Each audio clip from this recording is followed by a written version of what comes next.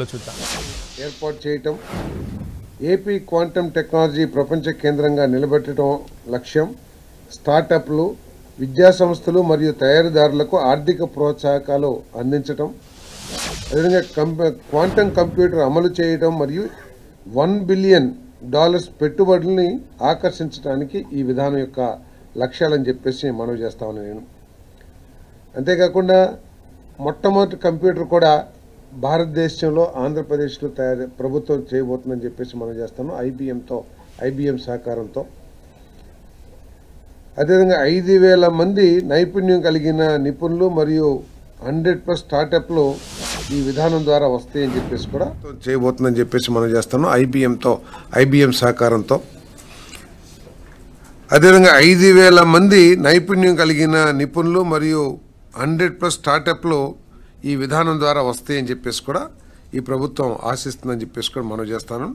మరి మన విద్యార్థులకు కూడా ఈ ఆల్గారిథమ్స్లో ఎక్కువగా ట్రైనింగ్ ఇవ్వడానికి ఇంజనీరింగ్ కాలేజెస్లో కూడా ఒక కార్యాచరణ రూపొందించబడుతుందని చెప్పేసి మనం చేస్తాను.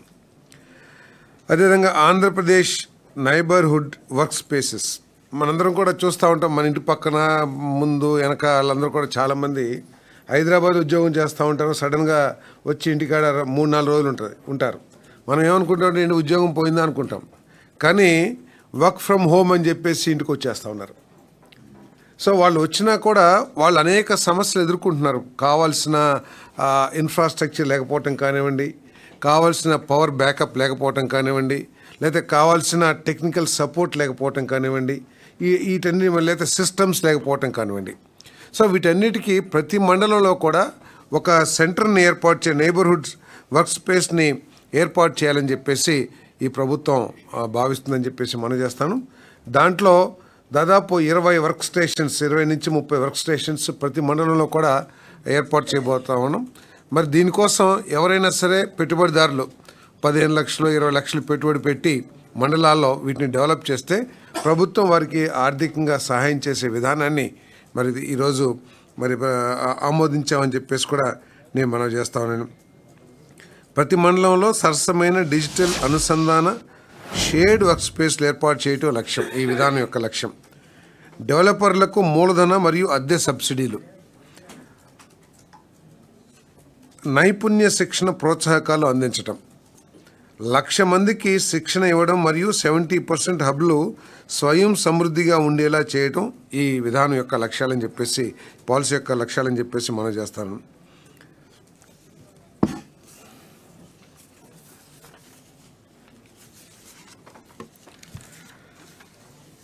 IT and GCC policy 4O ప్రకారం కొన్ని వేల కోట్ల రూపాయల పెట్టుబడులకి ప్రతిపాదనలు ఈరోజు ఆమోదించడం జరిగిందని చెప్పేసి మనం చేస్తాను. విశాఖ రియాలిటీ లిమిటెడ్ విశాఖపట్నంలో ఏపీ ఐటీ మరియు జీసీసీ పాలసీ కింద 3 మిలియన్ అంటే 30 లక్షల స్క్వేర్ ఫీట్ విస్తీర్ణంలో 3 స్టేజెస్లో గ్రేడ్ ఏ ఐటీ పార్క్ని అభివృద్ధి చేయడానికి ఈ విశాఖ రియాలిటీ లిమిటెడ్ ఒక ప్రతిపాదన చేసింది. అంటే వారి సొంత స్థలంలో వారే చేసుకుంటారు. ప్రభుత్వం చేయాల్సింది, వారు రిక్వెస్ట్ చేసింది అంటే 80 ఫీట్ రోడ్ అయితే ఉందో, ఎందుకంటే ఇది పూర్తి 30 లక్షల స్క్వేర్ ఫీట్ ఉన్న ఐటీ బిల్డింగ్ వచ్చినప్పుడు దానికి అనుబంధంగా అనేక సమస్యలు వస్తాయి. కొన్ని వేల మంది ఉద్యోగస్తులు ఉంటారు కాబట్టి 80 ఫీట్ రోడ్ని 100 ఫీట్ రోడ్గా మార్చమని చెప్పేసి రిక్వెస్ట్ చేశారు. ఆ రిక్వెస్ట్ని ఆమోదించడం జరిగిందని చెప్పేసి మనం చేస్తాం. Raheja Corp real estate, Raheja తెలియని వారు ఉండరు. వారు ఇందాక విశాఖ రియాలిటీ 2,200 కోట్ల పెట్టుబడి విశాఖపట్నంలో 30,000 ఉద్యోగాలు దాని ద్వారా లభిస్తాయి. రహేజా కార్ప్ రియల్ ఎస్టేట్ 2,172.26 కోట్లతో 9,681 మందికి ఉద్యోగ అవకాశాలు వచ్చే విధంగా విశాఖపట్నంలో 27.1 ఎకరాల్లో IT and IT enable services కార్యాలయ స్థలం మరియు నివాస స్థలం అభివృద్ధి చేసే ప్రాజెక్ట్ని ఈ సంస్థ టేకప్ చేస్తుంది. ఈ రహేజా సంస్థ హైదరాబాద్లో కూడా ఏ విధంగా డెవలప్ చేసింది, దీని బ్యాక్గ్రౌండ్ కూడా అందరికీ తెలిసిందే. అదేవిధంగా ఏఎన్ఎస్ఆర్ గ్లోబల్ కార్పొరేషన్ విశాఖపట్నంలో 10.29 ఎకర్ భూమికి ఆల్రెడీ ఇంతకు ముందే లీజ్ ఇచ్చున్నారు. అది వారి రిక్వెస్ట్ మేరకు 33 సంవత్సరాల నుంచి 99 సంవత్సరాలకి పొడిగించాలని చెప్పేసి ఏదైతే అభ్యర్థన వచ్చినదో దాన్ని ఆమోదించడం జరిగింది. ఈ సంస్థ గ్లోబల్ జీసీసీ క్యాంపస్లను అభివృద్ధి చేయటం ఈ సంస్థ యొక్క ఇది. మెసెస్ కార్ప్ టెక్నోసాఫ్ట్ ప్రైవేట్ లిమిటెడ్, దీని హెడ్ క్వార్టర్స్ న్యూయార్క్లో, మరి ఇండియన్ సెంటర్ ఏమో నోయిడాలో ఉంది head quarters, Indian head quarters. మరి యుఎస్ఏ, కెనడా, సింగపూర్, ఇండియా వీళ్ళందరూ కూడా డిజిటల్ ఇంజనీరింగ్ రంగంలో, డేటా అనలిటిక్స్ రంగంలో వీరంతా కూడా పేరెన్నిక సంస్థ.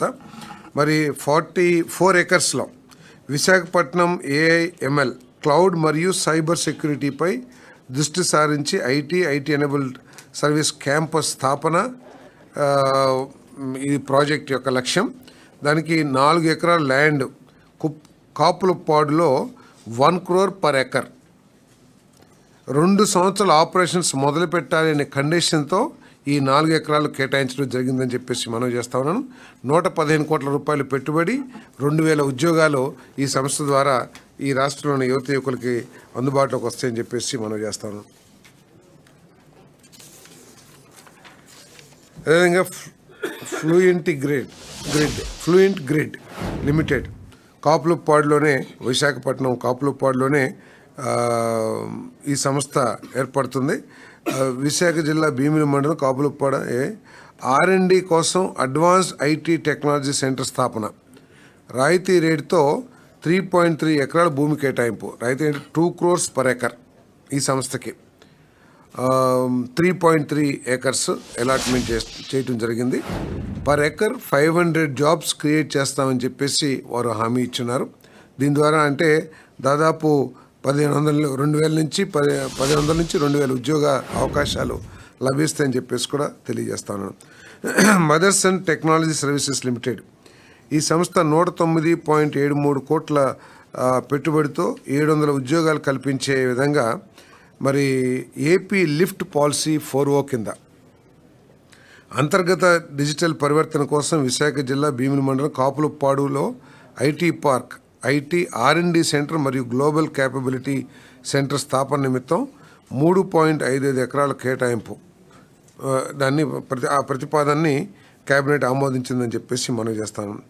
మరి Rushikonda, Madhurawada, Visakhapatnam ispace software solutions private limited 119.18 కోట్లు పెట్టుబడితో 2000 ఉద్యోగ అవకాశాలు కల్పించే సంస్థ లక్ష్యం. విశాఖపట్నంలో సుమారు 4.59 లక్షల స్క్వేర్ ఫీట్ నిర్మాణ విస్తీర్ణంలో ఐటీ ఎనేబుల్డ్ సర్వీసెస్ని క్యాంపస్ని అభివృద్ధి చేసే ప్రాజెక్ట్ ఇది. దీనికి 2 ఎకరాల భూమి 4 కోట్ల రూపాయలు పర్ ఎకర్కి కేటాయించడం జరిగిందని చెప్పేసి మనం చేస్తాం.